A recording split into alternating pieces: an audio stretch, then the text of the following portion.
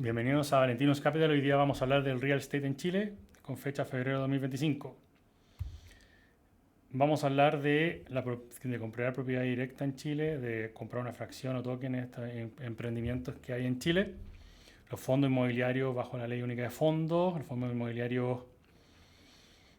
y comprar acciones que estén relacionadas al real estate. Entonces la idea es analizar las cuatro alternativas, que este es un video introductorio para después hacer nuevos videos, quizás profundizando en las acciones de real estate y los fondos inmobiliarios. Y si me lo piden, algún momento en el futuro, propiedad directa.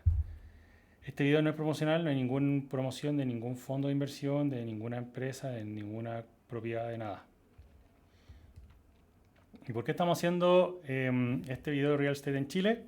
Primero porque se conoce un subsidio hace poco que está lanzando el gobierno para las propiedades de menos de 4.000 UF, donde la gente va a poder el crédito va a tener mejor tasa. ¿Por qué? Porque van a subsidiar una parte de la tasa. Y porque, como dijimos en nuestro video Outlook Chile 2025, el próximo gobierno, vienen los programas de gobierno, y yo creo que van a lanzar algo para potenciar el tema inmobiliario. ¿Por qué? Porque el inmobiliario está muy afectado desde el COVID-19 y también afectado por el tema del estallido social y las reformas que han existido. Por lo tanto, tanto este gobierno como el próximo quieren ayudar al mundo inmobiliario, al mundo del real estate en Chile. Por lo tanto, es tremendo buen timing para hacer un análisis primero general de cada una de estas cuatro alternativas y después ir profundizando en próximos videos en estas alternativas, sobre todo en fondos inmobiliarios y acciones de real estate. Primero, una ventaja y desventaja del real estate en Chile: comprar directamente, tener una pertenencia real, apalancamiento, oportunidades, gestión, renta corta. Y desventaja: no tiene liquidez, muy baja liquidez, muy difícil de vender, depende del TPM, depende de la propiedad, depende de la tasa política monetaria, del crédito, la tasa del crédito, la zona, la gestión que tú puedas tener sobre la propiedad, o la gestión a la hora de comprar y comprar cosas en oferta. Después, la otra alternativa, que son los tokens y fracciones. Como hay varios emprendimientos que ofrecen fraccionar la propiedad y venderla a varios, lo bueno es que tienen menos inversión inicial y más diversificación, pero tienen menos liquidez, el riesgo de gestión del cero, el riesgo moral, la selección adversa y la normativa que vamos a ver más tarde. Respecto a los fondos de inversión, también hay menos inversión inicial porque son cuotas, hay mayor diversificación, una normativa legal igual más robusta que la de los tokens y las fracciones, dividendos más estables, pero por otro lado las desventajas son selección adversa, valorización a valor razonable, que lo voy a explicar, y otras desventajas. Pero todo, y para terminar, las acciones en bolsa, que tienen la ventaja de la liquidez, la regulación la FRS 10, 3, 12 y la regulación de la ley de sociedad anónima, la LSA, que da una protección, como a su vez los fondos de inversión, la LUF, que da otra protección también a los fondos de inversión. Mi idea es ser lo más neutral posible, y bueno, las desventajas de la acción en bolsa son que de repente están a un precio de valor libre muy alto, la gestión económica de los países, porque están a veces en varios países, los ácidos activos corrientes de su pasivo corriente, que también es un problema de las fondos de inversión, y el crecimiento también potencial que tienen. Por lo tanto, puede ser una ventaja y desventaja. Ninguna es mejor que otra, obviamente, depende también cuál es la oportunidad que tú tienes. Dependiendo de tu aversión al riesgo y dependiendo de tu estrategia, conviene o no conviene, y también del timing para comprar. A veces hay muchos descuentos en alguna de estas y en otras no. Entonces vamos a revisar las cuatro ventajas y desventajas de la forma más neutral posible. Pero antes de eso, aquí hacemos un análisis bottom-up, down, o sea, eso quiere decir que primero uno mira el macro. De hecho, este es el primero más macro y vamos a ir profundizando hasta llegar a lo que nos piden los accionistas, los accionistas nos piden que analicemos el fondo Cefin Renta. O sea, los miembros del club de Valentinus Capital nos piden que analicemos Cefin Renta, pero antes de eso toca analizar una industria, un análisis bottom-up, down, un análisis profundo de todo. Y uno parte con el derecho a propiedad. En Chile era de los más altos del mundo, comparándolo con amigos de la región, Argentina, Perú, Colombia, Venezuela, Uruguay. Solamente Uruguay nos supera ahora recientemente, pero siempre fuimos los mejores en derecho a propiedad. Por suerte que no se aprobó la constitución que iba a bajar el derecho de propiedad, debido a que el precio de compra de expropiación iba a ser menor que el precio de mercado. Y respecto, por ejemplo, lo que le pasó a Venezuela con la reforma constitucional, las propiedades se fue a cero. Yo conozco gente que tiene propiedad allá y la tienen que pasar gratis a alguien para que se la cuide, porque si no se la quita otra persona. Así que, por el punto de vista regional, estamos súper bien en términos de derecho de propiedad. Comparándolo con los países más desarrollados, Finlandia, Estados Unidos, Suecia, España, éramos de los mejores hasta que empezaron las reformas y ahora recientemente nos superó España. Pero teníamos antes un derecho de propiedad súper, y cómo ha cambiado un poco la industria, eso también hace que en el fondo uno tenga que también comparar, invertir inmobiliariamente en Chile o en otros países, porque la inversión inmobiliaria es de largo plazo. Pero sigue todo bien en Chile, relativamente bien el derecho de propiedad. Hubieron algunas reformas que apoyaron un poco el tema de derecho de propiedad, así que eso es bueno. Así que vamos a primero partir analizando la propiedad directa.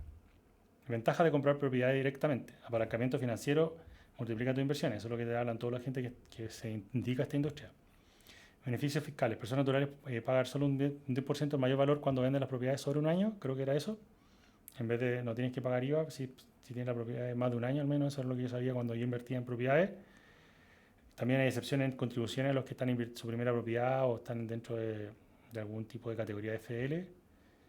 Y ahora también está el beneficio que dije yo sobre menos inversiones, menos de 4.500 UF para apoyar en la tasa que te cobran en los créditos hipotecarios. También esto antes se hacía mucho, ¿no? Lo hizo mucha gente que te puede apalancar simultáneamente, esto era más fácil antes, porque hay un espejo entre los bancos de 30 días, 60 días de información que ahora son solamente 20 días, pero todavía se puede hacer. O sea, si tú tienes 5 bancos, puedes pedir crédito hipotecario a los 5 bancos. Si lo haces todo dentro de los 20 días, todos están en el fondo sin saber que tú estás tomando más deuda. Todavía se puede hacer. Así que muy bien con eso. Comprar en blanco o en verde también es otra alternativa y una ventaja. Oferta, remate, hacer ofertas a la gente que está vendiendo hace años la propiedad. Uno le puede hacer una oferta en portal inmobiliario y aunque las tasas estén altas, uno puede comprar, se justifica comprar la propiedad si es que consideras que el futuro va a ser, porque esto es una inversión a largo plazo, los próximos 30 años. Imagínense, por ejemplo, Japón, que como hay un tercio de las propiedades de Japón que están vacías porque la gente dejó de tener hijos y las propiedades ya no se vendían. Entonces hay propiedades que están botadas, que se pueden comprar, los extranjeros que compran propiedades en Japón por $3.000 y la remodelan y se entretienen. Entonces ahí hay un tema de largo plazo que ustedes tienen que analizar. La plusvalía relativa, las propiedades no siempre suben de valor. Como lo dije, en Japón, vean en YouTube qué pasa con las propiedades en Japón abandonadas, es una locura. Y en Chile vamos camino también a tener menos hijos. La idea es tener al menos 3 hijos, como los brasileños que tienen más de 3 hijos promedio, creo. Con eso el crecimiento de la población es grande. Pero en Chile, si la gente quiere tener con suerte un hijo o 0 hijos, el tema de que alguien arriende propiedades, sobre todo en el segmento multifamily, va a ser complicado. También verificar el ROI, que eso quizás lo puedo ver en un video. Si es que ustedes me piden abajo en comentarios, quiero que haga un video según tu visión de cómo comprar propiedades. No soy tan experto, tengo propiedades, he vendido propiedades, he ganado 300% en UF en propiedades, aprovechando mis ventajas fiscales. Pero ahora no estoy invirtiendo en propiedades. De hecho, tengo una propiedad en Santiago Centro que me fue súper mal con el estallido social. Antes la arrendaba 700.000, ahora 500.000 porque la pasé a hogar en vez de oficina. Así que no soy un experto en propiedades directamente, para eso ustedes pueden buscar. El único problema es buscar a otra gente que sea especialista, que quizás tienen temas de comisiones, hay un poco de riesgo moral. ¿Por qué? Porque te ofrecen cosas que quizás están promocionando y le pagan por ofrecerlas. Entonces también hay un tema ahí que tienen que tener cuidado. Pueden meterse a portal inmobiliario a comprar. También vean las zonas. Por ejemplo, hay zonas que van en decadencia y otras zonas que van en crecimiento. En Chile siempre se ha crecido. La clase alta o la gente con más recursos antes vivía en Recoleta, tiempo atrás. Y ahora están viviendo cada vez más arriba, en los cerros. Entonces, todos esos factores tienen que tomar en cuenta. Y la tasa política monetaria, que en Chile nuestra querida presidenta del Banco Central, Rosana Costa, nos hizo esto, que es una locura, según nuestro punto de vista. Ella es la economista, pero nosotros, bueno, hicimos un video donde explicamos que estamos en desacuerdo en el Outlook 2025 del país de Chile. Ahí hago todo un análisis de la tasa política monetaria y por qué están cometiendo un error, y esto arrastra a los fondos inmobiliarios, a la acción inmobiliaria, a pedir crédito hipotecario, arrastra todo al inframundo. ¿Por qué? Porque estábamos sobre, Perú estaba por acá, subió hasta acá nomás la tasa. Ahí te ves que exageraron mucho por los retiros de pensiones que también hubieron en Perú. Riesgo de comprar propiedad directamente, riesgo de impago en alto apalancamiento. Si uno pasa palanca, hay gente, yo conozco gente que dejó de pagar su propiedad porque la echaron del trabajo y perdió la propiedad completamente y se quedó una deuda infinita en DICOM. Riesgo de pérdida de capital. El barrio, lo que le mencioné, la comuna, el daño que tenga la propiedad, la seguridad, los barrios inseguros. Antes, ¿quién iba a pensar que Providencia iba a ser inseguro, por ejemplo? Los inquilinos que quieren quedarse la propiedad, bueno, ahora la normativa ha mejorado, pero son riesgos que tienen que tener. La gestión a veces puede llegar a ser muy compleja. Costos adicionales y costos ocultos, reparaciones, departamentos que se dañan, o por ejemplo, departamentos que tienen olores, que tienen alcantarillado tóxico, porque son departamentos viejos, eso no se puede reparar. Entonces, yo he ido a ver, arrendar departamentos que son de lujo, pero que tienen olor a alcantarillado tóxico. ¿Por qué? Porque el edificio entero ya necesita una mantención de una inversión gigantesca y los vecinos no van a querer invertir. Entonces se te daña el valor y te puede bajar el arriendo a la mitad fácilmente. Los cambios condicionales que nos salvamos, ya lo hablamos, problemas con la inmobiliaria y corredoras, comisiones y riesgo moral, que también lo hablamos, y las tasas de interés en Chile que están en UF más interés. También quiero hacer un video del UF, pero no sé si algún día lo haga, quizás a fin de año. Cambio de Estados Unidos en Europa es nominal, por lo tanto, a veces tienen que analizar si conviene invertir en Estados Unidos, en Europa o en España y que me dan a mí un crédito hipotecario con 70% con ingresos en Chile, con 70% de crédito a tasa de 4% en nominal, no interés más UF. Recuerden, para la época que hubo inflación, los que estaban en crédito hipotecario con UF en Chile sufrimos mucho en las cuotas. Luego, vamos a hablar ahora, bueno, hablamos de la propiedad directa, ahora la fracción token. Andrés Bello, fundador de la Universidad de Chile, redactor del Código Civil chileno, un prócer que nació en Venezuela. Andrés Bello diseñó de manera que no se pueden fraccionar, diseñó todo el código chileno de manera que las propiedades no se puedan fraccionar. Eso es como, la ley está definida que no se pueden fraccionar las propiedades. ¿Y por qué? Porque Andrés Bello es un tipo muy inteligente, intuyó que las comunidades y la copropiedad sobre un inmueble era una fuente inagotable de conflicto. O sea, ustedes saben, por ejemplo, cuando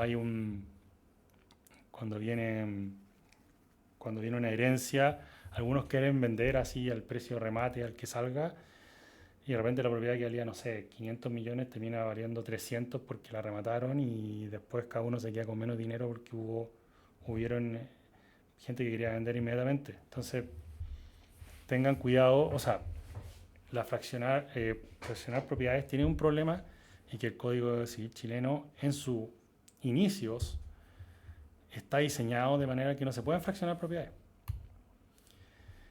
Y bueno, el régimen de propiedad de raíz que se da a través de la inscripción del conservador de Eric se le da como una súper seguridad, sobre todo en países latinoamericanos que no hay tanta seguridad jurídica. Bueno, en Chile y en varios países el tema de tener una entidad que se preocupe por los títulos. Los tienen tanto electrónicos y los tienen por 80 años y luego lo pasan al Archivo Nacional y ahora está todo eléctrico y de hecho los libros ya no los dejan ni abrir. O sea, es tanto la seguridad que existe a la hora de tener propiedades con el régimen de propiedad raíz, que es mucho mejor que tener una propiedad de otro mueble como una acción de una SPA o un auto, una silla. ¿Cuál es la solución para estos emprendimientos? ¿Qué propusieron estos emprendimientos que fraccionan propiedades? No eres dueño de la propiedad, eres accionista de una serie B de una sociedad por acciones SPA. Se crean accionistas serie A, serie 1 con una acción para emprendimiento que fracciona, que en este caso, por ejemplo, fractional. Y la serie B para los inversionistas como ustedes, minoritarios que quieren fraccionar, quieren comprar acciones fraccionadas. Por lo tanto, el poder del inmueble lo tiene la empresa. Sobre el inmueble lo tiene la empresa y no el accionista de la serie B. Entonces, no existe tampoco normativa aplicada.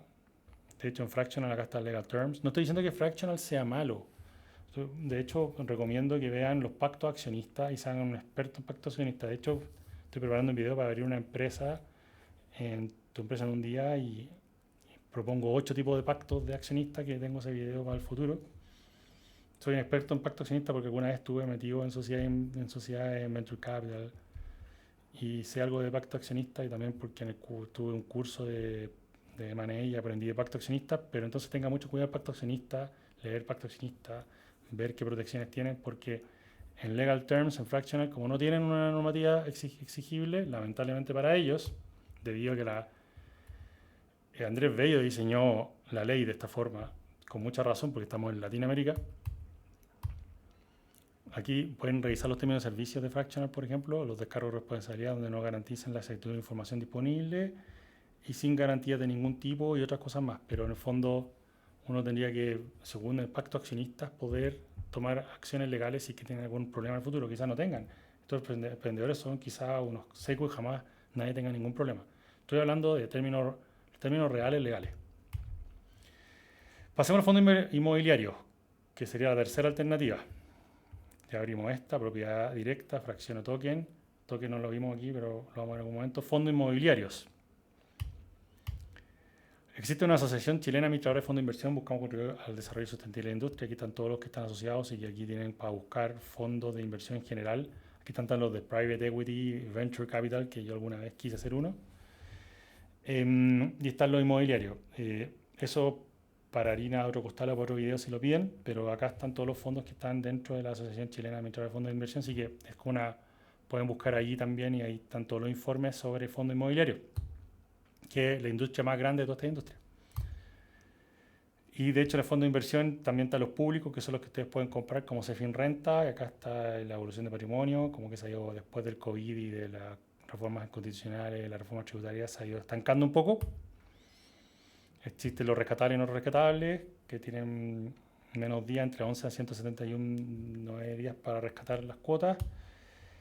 También le afecta mucho, demasiado, el Banco Central y nuestra Hawkich, Rosana Costa, que tiene las tasas como si fuéramos país desarrollado, o sea, como si fuéramos país de tercer mundo acá y ahora como si fuéramos país desarrollado, como si fuéramos Estados Unidos.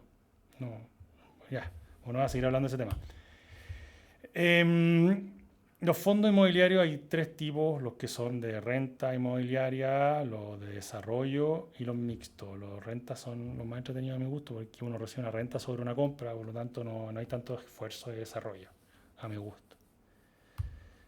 Y hay mucha regulación. Aquí sí existe regulación frente a los tokens o los otros.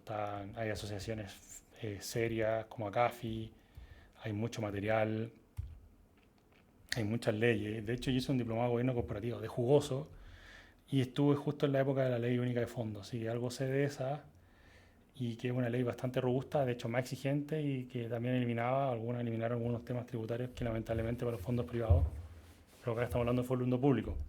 Pero sí hay una regulación mucho más sólida para los fondos de inversión. Por lo tanto, si son más conservadores, si son más arriesgados, quizás pueden ir a fractional o invertir directamente en propiedades. Son más conservadores, fondo de inversión puede ser, pero también tiene riesgo. Lo vamos a analizar ahora. Recuerden, aquí está el siglo X en un fondo inmobiliario. Hay una época de liquidación. Por ejemplo, Cefin Renta se liquida en 2030. Pueden haber extensiones. Tengan también eso en cuenta para no meterse en problemas. Acá están los fondos más grandes, por montos más grandes. Está la Reinvial, Independencia, BTG Pactual, Banchile, American Capital. La idea de analizar en el futuro, el grupo del Club Valentino me pidieron analizar el CFI Rentas, que es un fondo de independencia. ¿Qué más? Los fondos más grandes de independencia, de los que son de renta y los que son de desarrollo, el Banchile, Link Capital Partners, American Capital, Moneda, la Reinvial, Credit Corp. Eso usted le puede poner pausa o bajarse el informe en ACAFI. Y los mixtos. También pueden ver cuáles son los que tienen más, los que las FP están más invertidos, como Independencia, que están invertidos bastante en el fondo de Independencia de la FP. Creo que Habitat era una, no recuerdo muy bien. Y por ejemplo, a mí me gusta que las administradoras tengan parte del fondo inmobiliario porque así también toman el riesgo que uno toma. Entonces, como que, ok, estoy gestionando este fondo, pero ojo que como administradora estoy invirtiendo. Entonces eso da una seguridad extra. Que fondos están alineados a los objetivos y el riesgo moral es más bajo. Después, cada una de estas tiene segmentos, el multifamily, que ha ido bajando un poco. promedio de arriendo y la tasa de ocupación no es tan buena, salvo en algunas zonas como el oriente y poniente. En la oficina, depende de la zona, le va bien la clase A. Por ejemplo, en Barrio del Golfo, no Las Condes, la absorción neta es mucho mayor que en Providencia y Santiago. Claro, que en Providencia ha ido perdiendo un poco ese... Y Santiago, que imagínate, a mí me pasa eso, mi oficina no es A, y me fue el inframundo por tener una oficina en Santiago. De hecho, la tuve que volver a cambiar a hogar, porque era un edificio mixto. Así que cuidado con los que están invirtiendo en oficinas, hay que ver, pero si tienen un buen NAV, precio de descuento muy bueno, ¿por qué no? En bodegas, como la única industria que estaba bien, con poca vacancia, en construcción es una industria más sólida, pero sí está con un poquito más de vacancia en el último tiempo, pero también son rangos normales. Tampoco es que están, lo que pasa es que estos años no había disponibilidad porque muchas empresas después de COVID pasaron a ser online, entonces necesitaban muchas bodegas, fue un shock. Pero ahora se está estabilizando, lo que puede ser malo o bueno. Y de hecho, las mismas encuestas que se hace la CAFI hacia su industria dicen que en el futuro las oficinas van a no andar, los negocios van a presentar mal desempeño en oficinas. Es una encuesta de ellos mismos, no es mía. En retail ni fu ni fa, en industrial va a aumentar según ellos, o sea que dicen que este año se viene lo industrial. Y en multifamily, fu y fa, pero quizás con el cambio de gobierno, el programa de gobierno de los presidenciables, con los apoyos que está el gobierno actual dando a los créditos hipotecarios, esto podría cambiar. Entonces, ojo con los que están en oficina y retail, que los mismos no están recomendando tanto. Finalizando, ventaja del fondo inmobiliario, dividendos recurrentes, comprar bajo el NAV, más rango de seguridad, que tiene un rango de seguridad, derechos de retiro y reglamento interno en comparación a que son mejores, pero de hecho, y de ahí vamos a hablar de ese tema, la regulación de la ley única de fondos, todas las leyes que hay detrás de los fondos de inversión públicos son mucho más robustas que invertir en emprendimientos. La economía de escala, que es relativa, pero es buena, y la diversificación que también pueden tener estos. Entonces, un edificio quizás está vacío porque está en Santiago Centro, pero de repente tenía edificios en el Golf que te están rentando mucho más. Desventaja del fondo inmobiliario. Y aquí voy a detenerme un poco. La economía y las tasas de interés. Nuestra presidenta del Banco Central, que ha hablado en millones de videos que está demasiado hawkish. Por ejemplo, un fondo inmobiliario contó que tomaron un crédito, después bajó a UF más 4,3, que es lo que le dan a una persona natural por tomar un crédito hipotecario hoy en día, lo cual encuentro que la economía de escala no está funcionando. O sea, en vez de repartir dividendos, en vez de tomar este crédito, yo hubiese hecho una disminución de reparto de dividendos para no tomar ese crédito y esperar que mejoraran las tasas. De hecho, como que a la semana después contó que bajaron las tasas. Entonces, está muy indexado al crecimiento si Chile crece, y también el problema, si Chile crece mucho, la tasa de interés no puede bajar. Entonces tiene que Chile crecer y además las tasas bajar, sin inflación, crecer sin inflación, súper difícil. Pero es un tema que en la industria inmobiliaria en general. El riesgo moral de gestión, un reglamento interno no actualizado. De hecho, muchos fondos de inversión fueron liquidados a la fuerza por estos pocos accionistas que querían el valor libre y los liquidaron porque en el reglamento interno no lo actualizaron con la ley única de fondos en 2014 y copiaron el antiguo reglamento interno en donde podían salirse del fondo fácilmente, podían liquidar los fondos fácilmente. Así que ahí hubo un problema de gestión. El abogado, en el fondo, los ingenieros que están detrás del proyecto quizás delegaron todos los abogados. A mi gusto uno no puede delegar nada en nada y uno tiene que entender tanto las leyes como la ingeniería detrás. Como ingeniero uno tiene que entender todo, incluso las leyes. Así que ahí fue un problema de gestión por tratar de no tener una comunicación tan profunda sobre los temas legales.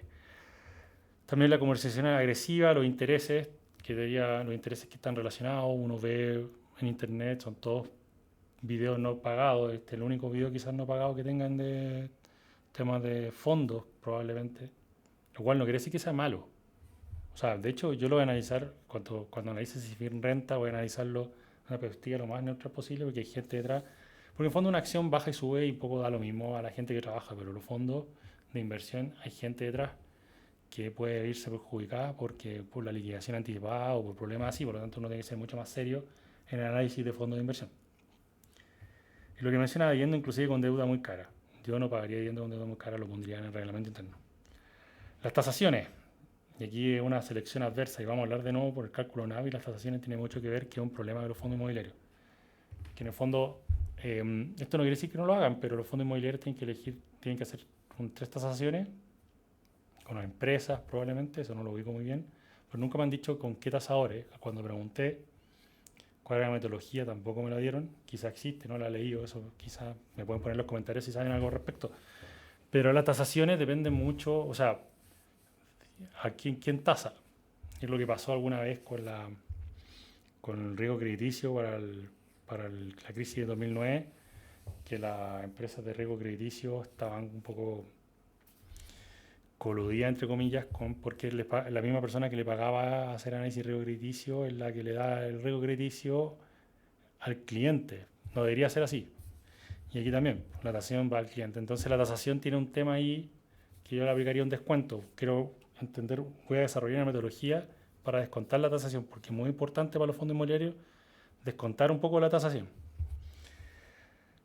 De hecho, hay fondos que venden sus activos a tasación, de hecho no los venden bajo NAV, lo cual eso da una garantía a esos fondos de inversión que sí son súper serios con la tasación. Liquidación, también eso lo vimos, que la liquidación y los vencimientos, si está mal hecha el reglamento interno por una mala gestión de los abogados o de los ingenieros con los abogados, también hay un problema. La liquidez relativa, que uno a veces quiere salirse, hay 2 millones en venta o en compra, y tú quieres salirte, no sé, tienes 10 millones, no puedes salirte. Y eso pasa también con casi todo en Chile, salvo las acciones más líquidas. Y el cálculo NAV, que esto es lo más importante, yo creo que esto ya tienen que poner mucha atención. Bueno, el perfil de vencimiento versus dividendo, eso lo hablamos recién, que por ejemplo que uno debería quizás priorizar más, no tanto los dividendos que entrega, sino que tener un mejor gestión de deuda. Y aquí viene lo más importante, que la norma excepcional de los fondos de inversión y que por qué el NAV no... Hay un problema, se lo voy a leer. Atentos, que esta es la parte más importante del video. Las sociedades administradoras que poseen participación en cuotas de los fondos bajo su administración, que en razón de la norma IFRS se presuma que mantienen el control sobre los mismos, no deberán consolidar la información financiera con los fondos en cuestión y tendrán que valorizar la inversión en cuotas de fondo a su valor justo. O sea, los estados no son consolidados. Hice el valor justo en función de las tasaciones y las variaciones de ganancia o pérdida del trimestre, por ejemplo. Por lo tanto, no es visible la deuda o el pasivo real que tienen los fondos de inversión en Chile por esta norma que en un video ahora voy a hablar profundamente. Cuando analice ese fin renta, otro, y qué descuento voy a aplicar yo al NAV en función de las tasaciones y en función a que no funcionan como deberían funcionar porque esta normativa flexibiliza mucho. Tiene un sentido, sí, porque la idea es que uno valorice, que en el fondo el NAV extraiga el valor de mercado más que el valor como libro old school que uno entiende como valor libro de las acciones. Entonces, tiene un sentido lógico y también tiene un sentido de costo y todo. Pero me gustaría por último que tuvieran los estados de resultados, que el NAV se midiera de esta forma, a valor justo, a valor mercado en el fondo, que el estado de resultados está medido. El estado de resultados está medido a valor de mercado. En cambio, las acciones están medidas a valor, los estados de resultados están medidos en valor de sus activos, como contablemente bajo la norma IFRS, los NIC 29, 27, 10, 2, 3, FRS. Entonces, esto es una diferencia fundamental a la hora de analizar fondos de inversión y acciones. ¿Por qué? Porque el valor de tasación, el valor mercado al final está el resultado. El valor patrimonial, el valor de... Lo cual tiene sentido, pero a mí me gustaría que mostrara los dos. Así sería mucho más transparente.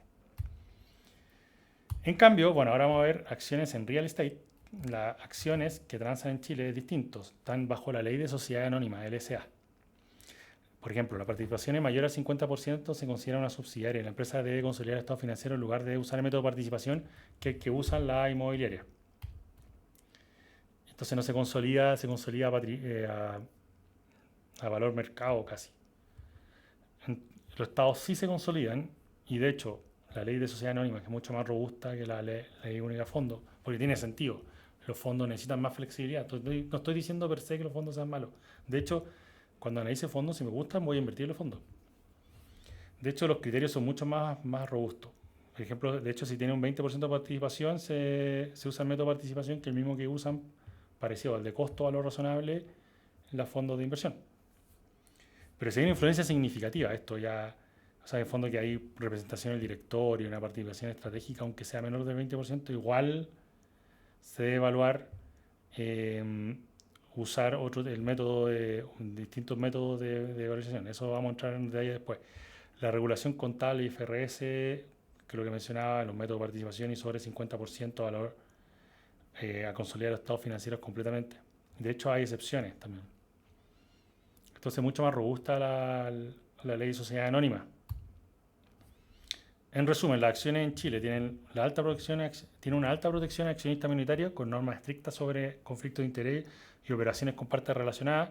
Los directores tienen deberes fiduciarios. Ahora se pueden ir presos los directores. De hecho, tengo un amigo que ya no fue director de una empresa que transa en bolsa y ahora se salió después de la nueva, porque tenía un deber fiduciario. Si se te pasa algo, te puede ir preso. Así que en el fondo hay un tema legal súper potente hoy en día para las acciones que transan en bolsa. Están los estados financieros bajo la norma IFRS 10, 3, 12, la NIC 27, 29, lo que mencioné, que sobre el 50% generalmente se trae el estado de resultado y se consolida. También las acciones en Chile muchas están en índices internacionales, por ejemplo vimos en el video Andina que están como en 500.000 índices, que eso da más. Por ejemplo, algunas como Andina también tienen ADRs, por lo tanto, bueno, Andina no es nada que ver con real estate, pero te estoy hablando que los ADRs, que son acciones que transan en bolsa de Estados Unidos, también tienen regulación adicional. Entonces, las acciones en Chile en general tienen más robustez legal que todas las alternativas anteriores, salvo la primera.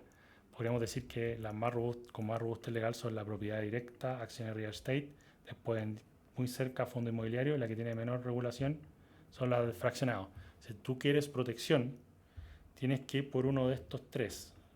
Y a mi gusto los que tienen más protección son propiedad directa gracias a Andrés Bello y acciones real estate gracias a la ley de sociedad anónima, y el fondo inmobiliario depende del reglamento interno, también depende cómo valorizan las acciones, depende si usan si para valorizar algunos consolidar los estados, quizá algunos fondos sí consolidan estados, eso habría que verlo, lo voy a analizar después.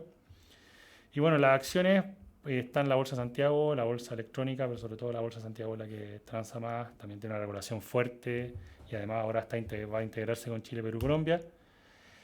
¿Qué acciones de real estate en Chile? ¿Cuáles son? Entonces uno aplica el criterio, a mí me gusta ver cómo los inversionistas los inversionistas internacionales ven las acciones chilenas. ¿Y cómo lo ven? Con las estructuras Higgs, que son 11 sectores jerárquicos, son 4 niveles jerárquicos. Primero son 11 sectores, después 25 tipos de industrias, 74 industrias y 163 subsidiarias. Y solamente hay una que es de bienes inmobiliarios. Entonces, dentro de bienes inmobiliarios es como el inversionista internacional ve las acciones chilenas de real estate.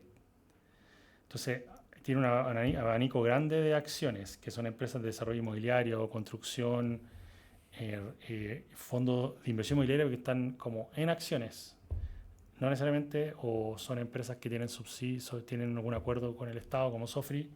Todo eso cae dentro de real estate, acciones, salvo los fondos de inversión inmobiliaria, que acá en Chile es una separación con las acciones. Solamente que algunos que se dedican solamente a invertir en inversiones inmobiliarias, eso sería una especie de REIT, pero los REIT en Chile están separados. Eso aquí no aplica. Entonces, en los próximos videos vamos a analizar las acciones de IPSA que están relacionadas a real estate. Senco Sudshop, que son los Senco Malls, Parque Arauco Malls, que esto ya hicimos un video de los resultados. Mall Plaza, y que estos tienen participación en Perú, Argentina, algunos más en Perú, otros más mucho en Perú, y Perú va a crecer más que Chile y Argentina también, por lo tanto ahí hay un upside extra. Y respecto a la small cap tenemos Moller, Manquehue, Alphacor, Besalco, Socoesa, Sofri, que no es una empresa inmobiliaria constructora, pero sí tiene el real estate. ¿Por qué? Porque invierte. ¿Por qué? Porque gestiona activos inmobiliarios, que son los activos que están en Iquique, y tiene un acuerdo hasta el 2030 con el gobierno. Echeverría Izquierdo, Pascop, Ingebet. Entonces la idea es, los próximos videos, hacer un análisis comparativo de todas estas y tomar algunos fondos de inversión también para comparar, como la Independencia, que me lo pide mucho el inversionista, o sea, mi club de club de Valentinus Capital. Si alguno más me piden, me lo dicen, si quieren en la raíz enviar el BTG actual, y le voy a hacer una comparativa comparando las acciones IPSA, que son las más transadas de Chile, Sencomol, Palcarao, Comol Plaza, también comparar con Moller, Manquehue, Alfacor, Besalco, Socobesa, Sofri, Eisapaz, Ingebec, el Cefin Rentas y quizá alguno más. Y hacer una comparativa primero desde el punto de vista inversionista americano que va a invertir en Chile, y después, en un segundo video, estoy comprometido con el Cefin Rentas, y de ahí dependiendo de lo que vaya saliendo las oportunidades, como por ejemplo Salfacorp. Con eso se los dejo ahí. Para los que quieren unirse al club, vayan acá al canal, pongan unirse. Muchas gracias, síganos para Nacional en el club, en el YouTube de acá, y en Valentinos Chile, que tiene pocos seguidores. Muchas gracias.